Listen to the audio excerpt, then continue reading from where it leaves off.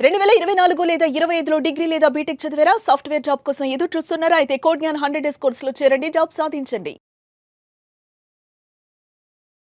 నమస్తే మేడం. నమస్కారం అండి. చాలా మంది పేరెంట్స్ కంప్లైంట్ ఏంటి అంటే కొన్ని సందర్భాల్లో కొన్ని స్కూల్స్లో మనం చూసుకుంటే తరచుగా వాళ్ళ చిల్డ్రన్స్ పైన కంప్లైంట్స్ వస్తూ ఉంటాయి. ఎడ్యుకేషన్ అంటే బాగా చదవట్లేదనో, లేదంటే వేరే పిల్లలకి కూడా డిస్టర్బెన్స్గా మారాడనో, అల్లరి ఎక్కువైపోయిందనో, లేదు ఇంకా ఎంత ప్రయత్నించినా ఈ అబ్బాయి ఇక్కడ వర్కౌట్ అవ్వడు అని టీసీ ఇచ్చి పంపించే సిచ్యుయేషన్స్ కూడా మనం చూస్తూ ఉంటాం. అది పేరెంట్స్కి అవమానం ఫస్ట్ ఆఫ్ ఆల్, అండ్ పిల్లాడికి కూడా తెలియకుండానే ఎక్కడో మనసు అనేది చాలా ఇబ్బందికరంగా మారుతూ ఉంటుంది. పంపించేశారంటే అది చిన్న విషయం కాదు. బట్ ఈ మధ్య కాలంలో ఆ కేసెస్ మనం ఎక్కువగా చూస్తున్నాం కాబట్టి ఆ సిచ్యుయేషన్స్ని ఎలా హ్యాండిల్ చేయాలి, అండ్ ప్రతిసారి తరచుగా కంప్లైంట్స్ వస్తూ ఏదైతే ఉంటూ ఉంటాయో ఆ పిల్లల పైన ఆ పేరెంట్స్ వాటిని ఏ విధంగా హ్యాండిల్ చేయొచ్చు అంటారు? అసలు వెరీ గుడ్ క్వశ్చన్, చాలా ఇంపార్టెంట్ క్వశ్చన్. ఈ మంత్లో మనకి ఇంచుమించుగా 4 ఇష్యూస్, ఇవే ఇష్యూస్ అండి. కంప్లైంట్స్. స్కూల్ నుంచి 10 days సస్పెండ్ చేశారు, స్కూల్ మార్చేయమన్నారు, ఇంకా వేరే స్కూల్లో జాయిన్ చేసుకోమన్నారు. మిడ్ ఆఫ్ ద ఇయర్ అలా చేస్తే అసలు ఒక పేరెంట్ యొక్క స్థితి ఎలా ఉంటుందండి? నేను నా పర్సనల్గా 3rd classలో నన్ను కూడా అలాగే స్కూల్ నుంచి పంపించేశారండి. మిమ్మల్ని? మీ స్టోరీ చెప్తున్నారా? నా స్టోరీ. ఓకే. అంటే 3rd classలో school rejection, but I'm a PhD holder now. Okay. So 3rd classలో మా పేరెంట్స్కి నేను ఎప్పుడు ఏం చెప్పలేదు, స్కూల్లో ఏం జరుగుతుందో నేను ఎప్పుడు ఏం చెప్పలేదు అసలు. ఒకరోజు మా నాన్నగారు నేను ఏదో ఆడుకుంటుంటే ఈ వేళ్ళు ఎందుకు ఇంత లావుగా అయిపోయినాయి అన్నట్టు గమనించారు. మా నాన్నగారు అప్పుడు ధాన్యం వ్యాపారం, ఆయన ఎక్కువ ఇంట్లో ఉండేవారు కాదు, ఖమ్మం అటు సైడ్ వెళ్తూ ఇంటికి వస్తూ ఉండేవారు. ఏదో ఒక రోజు నైట్ ర్యాండమ్గా చూస్తే ఫింగర్స్ బాగా వాచిపోయి ఉన్నాయి. ఏంటి ఇలా ఉన్నాయి అని మా మమ్మీని అడిగితే ఏమో నేను గమనించలేదు అని చెప్పి ఇద్దరు కలిసి నన్ను అడిగారు. అప్పుడు ఏంటి ఏమైంది, ఎక్కడైనా పడిపోయావా, ఈ ఫింగర్స్ ఎందుకు ఇలాగ అయిపోయినాయి అంటే నన్ను మ్యాథ్స్ టీచరు కొట్టారు, కొడితే ఇలా అయిపోయినాయి అని చెప్పాను నేను. మరి ఎందుకు చెప్పట్లేదు నువ్వు అని అన్నారు. నేను సరిగ్గా చదవట్లేదు అందుకని కొడుతున్నారు అని అక్కడతో క్లోజ్ చేసేసాం ఇష్యూ. తర్వాత మా నాన్నగారికి ఫోన్ చేయించి పిలిపించారు. పిలిపించి మీరు ఇంకా స్కూల్ నుంచి తీసుకెళ్ళిపోండి, మీకు ఎన్నిసార్లు కాంటాక్ట్ చేద్దామని ట్రై చేసాము కుదరలేదు, ఇంకా ఇప్పుడు తీసుకువెళ్ళిపోండి, మ్యాథ్స్ అయితే 0, ఇంకా ఏమీ రావట్లేదు, క్లాస్లో కూడా ఎక్కడో బ్యాక్ బెంచ్లో కూర్చొని డే డ్రీమింగ్లో ఉంటుంది తను, మా క్లాసులు అవి ఏమీ వినట్లేదు, మాకు అసలు క్లాస్లో 40 మంది ఉంటే కింద నుంచి 1ో 2ో పొజిషన్స్లో ఉంటుంది తను, మేము చెప్పేది ఏది కూడా నేర్చుకోవట్లేదు, ఇంకెంతసేపు ఆడుకోవడము ఆ మూడ్లో ఉంటుందని చెప్పి ఇంకా ఏవేవో బిహేవియరల్ గురించి అవన్నీ కూడా చాలా చెప్పారు. మాత్రం చేశారు. మొత్తం మీద స్కూల్ నుంచి తీసుకెళ్ళిపోమన్నారు. ఓకే. మా నాన్నగారు అప్పటికే ఆ ఊర్లో చదివించకుండా ఇంగ్లీష్ మీడియంలో చదివించాలని చెప్పి పక్క ఊర్లో అంత కష్టపడి పక్క ఊర్లో చాగల్లు అండి, చాగల్లు అని షుగర్ ఫ్యాక్టరీ ఉంటది అక్కడ. ఓకే. ఆ షుగర్ ఫ్యాక్టరీ వాళ్ళ స్కూల్ అది Shri Velagapudi Ramachandra public school, SVRK public school అది. అక్కడికి బస్కి ఎఫోర్డ్ చేసి బస్ మీద పంపించి రోజు 1 గంట ట్రావెల్ అండి ఆ ఊరి నుంచి ఆ ఊరికి వెళ్ళి అక్కడ చదివిస్తే ఇలా పిలిచి ఇలాగా అంటే ఎంత అవమానం మా నాన్నగారికి. అవన్నీ మాకు ఇంకా చెప్పలేక ఇప్పుడు అర్థమవుతున్నాయి, అవన్నీ చెప్పలేక చాలా బాధపడి ఆ సమ్మర్ ఏదో బ్రతిమాలుకుని ఆ 1 month 2 months కంప్లీట్ చేసేసి ఏప్రిల్ నుంచి, ఇప్పుడంటే మార్చ్ కన్క్లూడ్ అయిపోతున్నాయి, అప్పుడు ఏప్రిల్ కన్క్లూడ్ అయ్యేది. ఏప్రిల్ నుంచి అన్ని స్కూల్స్కి అడ్మిషన్ టెస్ట్ రాయించడానికి తీసుకెళ్లారు. కొవ్వూరులో దీప్తి స్కూల్ అని ఒక స్కూల్ ఉంటుందండి, వెరీ ఫేమస్ ఈస్ట్ వెస్ట్ గోదావరిలో. ఆ దీప్తి స్కూల్లో ఇంచుమించుగా చాలా మంది రాసేవారు అడ్మిషన్ టెస్ట్లు. మిషనరీ స్కూల్ అని చాలా కాంపిటీషన్ ఉండేది అందులోకి ఎంటర్ అవ్వాలంటే. చాలా కేర్ తీసుకునేవారు. అక్కడి నుంచి వచ్చిన వాళ్ళందరూ ఇప్పుడు చాలా బాగా సెటిల్ అయిన వాళ్ళందరూ కూడా అక్కడికి వెళ్ళి అడ్మిషన్ టెస్ట్ రాస్తేనేమో ఇఫ్ ఐఎమ్ నాట్ రాంగ్ అవేవో మైనస్ మార్క్స్, 0 కూడా కాదు, అంత తక్కువ పర్ఫార్మెన్స్. ఇక్కడ పంపించేశారు, అక్కడ 0 మార్క్స్ అడ్మిషన్ టెస్ట్లో. అంటే కనీసం 30 మార్కులు టెస్ట్ పెడితే 1ో 2ో అన్నా రావాలి కదా, అసలు అవి కూడా లేని పరిస్థితి. తర్వాత ఇంకో స్కూల్కి ఏదో తీసుకువెళ్ళారంట, స్కూల్ పేరు నాకు ఇప్పుడు గుర్తులేదు. దీప్తి స్కూల్ అంటే చాలా పెద్ద బిల్డింగ్ స్కూల్ కాబట్టి అందుకు గుర్తుంది. తర్వాత ఏదో స్కూల్కి తీసుకువెళ్ళారంట, అక్కడ కూడా not up to the mark, మళ్ళీ అదే క్లాస్ చదవాలి, మళ్ళీ 3rd క్లాసే చదవాలి అని అన్నారంట. అసలు అప్పుడు మా నాన్నగారు ఎలా తీసుకున్నారు ఇవన్నీ అని ఆలోచిస్తే నాకు అప్పుడు ఆయన ఏమనుకున్నారు అంటే, అసలు నేనున్న వాతావరణమే కరెక్ట్ కాదేమో అని చెప్పి కంప్లీట్గా ఆ ఊరు నుంచి రాజమండ్రికి కంప్లీట్ ఫ్యామిలీనే షిఫ్ట్ చేసేసారు. మీ ఎడ్యుకేషన్, మా ఎడ్యుకేషన్ కోసం మా నాన్నగారు ఆ వ్యాపారం అన్నీ కూడా ఎక్కడికక్కడ చెక్క పెట్టేసి, వీళ్ళకి కొంచెం ఇంగ్లీష్ వస్తే చాలు, కొంచెమైనా మార్కులు వస్తే చాలు అని చెప్పి ఆ ఊరు దొమ్మేరు అనే ఒక ఊరు నుంచి తీసుకుని వచ్చేసి రాజమండ్రికి తీసుకొచ్చేసారు. తీసుకువచ్చి ఇక్కడ ఎవరు కొంచెం బాగా చెప్తారు అని ఎంక్వైరీ చేయగా మా నాన్నగారికి ఇంగ్లీష్ నేర్చుకోవడం అంటే బాగా ఇష్టం. ఏం చదువుకోపోయినప్పటికీ ఇంగ్లీష్ అన్నీ నేర్చుకోవాలని ఉండేది. ఎవరో చెప్పారంట, రంగరాజన్ గారు అని ఒక సార్ ఉంటారు, స్పోకెన్ ఇంగ్లీష్ క్లాసులు చెప్తారు, వాళ్ళకి ఒక స్కూల్ ఉంది, అవి రికగ్నైజ్డ్ స్కూల్ ఏం కాదు, కానీ వాళ్ళిద్దరూ కూడా పర్సనల్ కేర్ తీసుకుంటారు. ఇంతకు ముందు వీడియోలో కూడా చెప్పాను, ఆ ప్రిన్సిపల్ క్లినికల్ సైకాలజిస్ట్ జయశ్రీ గారు అని.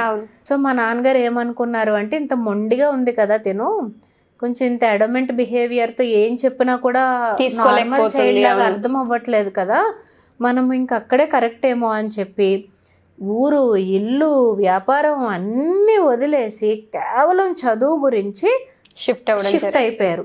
ఎంతమంది చుట్టాలు తిట్టారోనండి.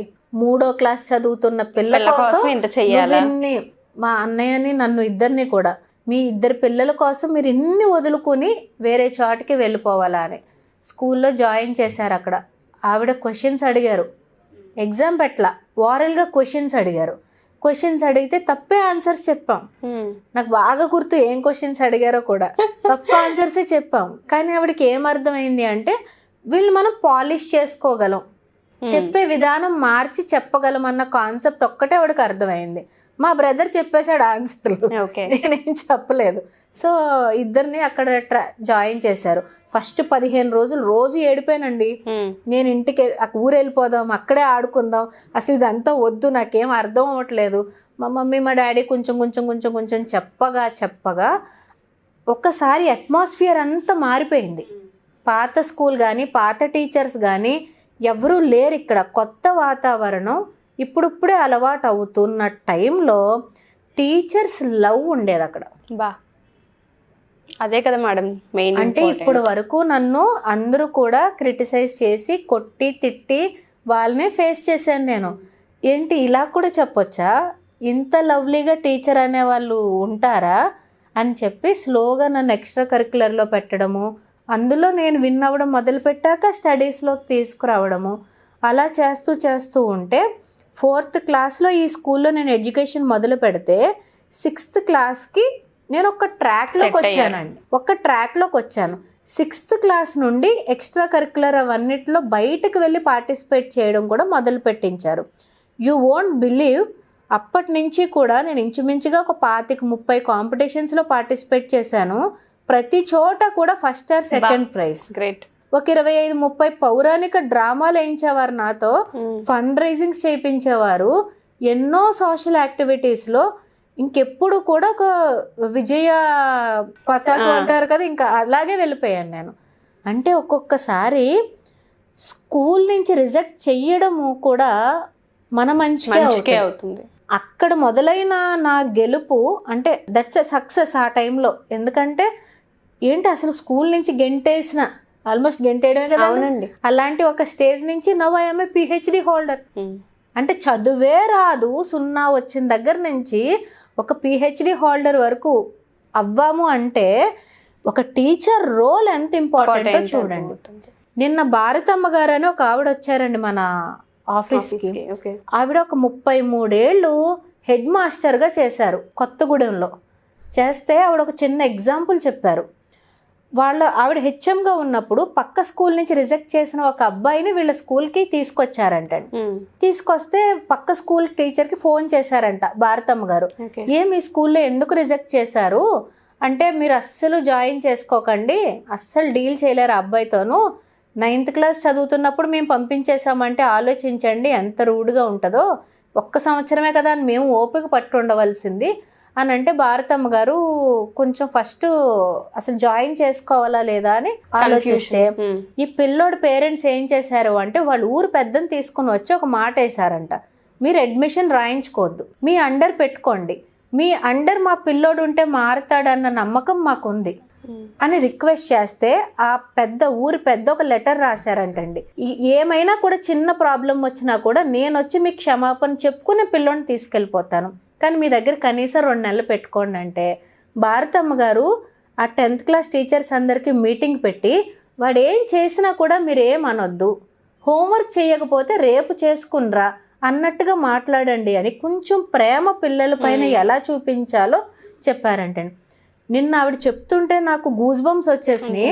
10th క్లాస్ ఆ అబ్బాయి 65%తో పాస్ అవ్వి ఇప్పుడు వండర్ఫుల్గా సెటిల్ అయ్యాడంటండి. సూపర్. అంటే స్కూల్ రిజెక్షన్స్ ఎంత పెయిన్ఫుల్లో పిల్లలకి అవి టర్నింగ్ పాయింట్స్ కూడానండి. ఒక స్కూల్లో సూట్ అవ్వట్లేదు అంటే అక్కడ ఆ సెట్టింగ్ తనకి సూట్ అవ్వట్లేదేమో, కొంచెం ప్రేమతో చెప్పే అట్మాస్ఫియర్ అబ్బాయికి కావాలేమో, లేకపోతే ఆ పాపకి ఆ నేచర్ అనేది అడాప్ట్ చేసుకోలేకపోతుందేమో, ఎక్కడ ప్రాబ్లం ఉంది అని కొంచెం పేరెంట్స్ ఆలోచిస్తే బెటర్. అంతేకాని స్కూల్ నుంచి కంప్లైంట్ రాగానే ఒక బెల్ట్ తీసుకుని ఒక కర్ర తీసుకుని పిల్లల మీద విరుచుకు పడిపోయి కొట్టేసి చేయకుండా ఉంటే, మా నాన్నగారు అప్పుడు ఓపికతో 3-4 స్కూళ్ళు తిప్పారు కాబట్టి నేను ఈ పొజిషన్లో ఉన్నాను. ట్రూ. రేపొద్దున్న మీ పిల్లలు కూడా ఉన్నత స్థితిలో ఉండాలంటే ప్రాబ్లం ఎక్కడ ఉంది అనేది ఒక్కసారి పేరెంట్స్ అందరూ కూడా మనసు పెట్టి ఆలోచిస్తే పిల్లలు మంచి భవిష్యత్తులోకి వెళ్తారండి. ఎక్కడో ప్రాబ్లం ఉంటది, అది ఐడెంటిఫై చేయగలగాలి. భారతమ్మ గారు లాంటి ప్రిన్సిపల్స్, జయశ్రీ రంగరాజన్ గారు లాంటి ప్రిన్సిపల్స్ ప్రతి చోట ఉంటారు. మన పిల్లల్లో కొంచెం డిఫరెంట్ బిహేవియర్ ఉంటే అలాంటి ప్రిన్సిపల్ అండర్లో అయినా మన పిల్లల్ని పెట్టుకుంటే వాళ్ళు ఒక మంచి స్టేజ్ లో ఉంటారు. తర్వాత తరాలకి వాళ్ళు కూడా చెప్పుకుంటారు ఒక స్టోరీ, ఆ రోజు ఇలా జరిగింది కాబట్టి ఇలా ఉన్నామని. కాబట్టి పిల్లల్ని స్కూల్లో ఎక్కడైనా కంప్లైంట్ వచ్చినా, పేరెంట్స్కి ఏమైనా రిజెక్షన్ ఫేస్ చేసిన స్కూల్ రిజెక్షన్స్, అదే మంచి టైం అని ఆలోచించండి. మంచికి జరిగింది అనుకుని మంచి స్కూల్ చూసి యాక్సెప్ట్ చేసి, అన్ని స్కూల్స్ మంచివేనండి, కాకపోతే మనకు సూటబిలిటీ చెక్ చేసుకోవాలి. అందరు టీచర్స్ మంచి వాళ్ళే, వాళ్ళు కష్టపడి అక్కడికి వచ్చిన వాళ్ళే, కాకపోతే ఒక్కొక్కరి నేచర్ ఒక్కొక్కరికి సూట్ అవ్వదు. కాబట్టి పేరెంట్స్ ఈ విషయాల్లో కొంచెం ఓపిక తీసుకుంటే వాళ్ళ పిల్లలు కూడా మంచిగా సెటిల్ అవుతారు. Thank you so much Ashlesha గారు. ఎందుకంటే పేరెంట్స్కి కానివ్వండి, పిల్లలకి కానివ్వండి, ఇది చాలా అవసరం. రిజెక్షన్స్ వెంట వెంటనే చూస్తూ ఉంటారు, టీసీ ఇచ్చి పంపించేస్తూ ఉంటారు. అది చాలా పెద్ద అవమానం. ఎస్పెషల్లీ ఆ 8th, 9th, 10th క్లాస్ పిల్లలు ఎవరైతే ఉంటూ ఉంటారో అక్కడ వాళ్ళకి అది కెరియర్. అసలు అది అక్కడ రిజెక్షన్ స్టార్ట్ అయితే తీసుకోవడం చాలా కష్టం. అన్నీ అర్థమవుతూ ఉంటాయి. మీరు అన్నట్టుగా ఆ సెట్టింగ్ ఏదైతే ఉంటుందో అన్ని చోట్ల సెట్ అవ్వదు. పేరెంట్స్ కూడా దాన్ని యాక్సెప్ట్ చేసి కొంచెం ఆలోచించగలిగితే అలా భవిష్యత్తు చాలా బాగుంటుంది. మీ స్టోరీ అనేది చాలా వండర్ఫుల్, చాలా ఇన్స్పిరేషన్. నిజంగా మీ ఫాదర్కి అయితే హ్యాట్స్ ఆఫ్ అండి. ఎందుకంటే అంత పేషెన్సీ ఉండాలి పిల్లల పైన. చుట్టాలందరూ ఎవరో ఏదో అనుకుంటున్నారని చెప్పి ఆయన ఎక్కడా ఆగలేదు, మీ కెరియర్ కోసం ఆలోచించారు. అది కూడా 3rd క్లాస్ వయసులో మీరు ఉన్నప్పుడు. Thank you ma'am, thank you so much. Madam, ఇలా ఎవరికైనా పిల్లలకు సంబంధించి కానివ్వండి, పేరెంట్స్కి సంబంధించి కానివ్వండి, వాళ్ళకి ఏదైనా కెరియర్ గైడెన్స్ కావాలనుకున్నా, లేకపోతే ఇట్లాంటి రిజెక్షన్స్ ఎప్పుడైనా మనం చూస్తూ ఉన్నా, లేదా ఇంకేమైనా పర్సనల్ ప్రాబ్లమ్స్ ఉండి వాళ్ళని ఎలా హ్యాండిల్ చేయాలో తెలియక ఇబ్బంది పడుతూ ఉంటారు, అలాంటి వాళ్ళకి మీ గైడెన్స్ ఏదైనా కావాలి అనుకుంటే మన సైడ్ నుంచి కోర్సెస్, వర్క్షాప్స్, కౌన్సిలింగ్ అసలు ఏ విధంగా ఉంటుంది? నేను 6 to 7 years ఎడ్యుకేషన్ ఇండస్ట్రీలో వర్క్ చేశానండి. In the position of course coordinator, faculty and dean చేశాను. అయితే స్కూల్ చాయిస్ అనేది చాలా ఇంపార్టెంట్. అండ్ దట్టు ఇప్పుడు ఎగ్జామ్ ఫేజ్ వచ్చేసింది. January, February, March కూడా చాలా ఇంపార్టెంట్. ఇలాంటి సిచ్యువేషన్స్లో పేరెంట్స్కి నెక్స్ట్ ఏంటి అన్న సందేహాలు ఉన్నా కూడా, అసలు పిల్లలకి ఎలాంటి సూటబుల్ కరికులం కావాలి అన్న డౌట్స్ ఉన్నా కూడా స్క్రీన్ పైన కనిపిస్తున్న నెంబర్కి కాంటాక్ట్ చేస్తే మన దగ్గర ఉన్న కోర్స్ డీటెయిల్స్, ప్రోగ్రామ్ డీటెయిల్స్ అన్నీ కూడా నేను పర్సనల్గా ఎక్స్ప్లెయిన్ చేస్తాను. Thank you ma'am, thank you so much. Thank you very much.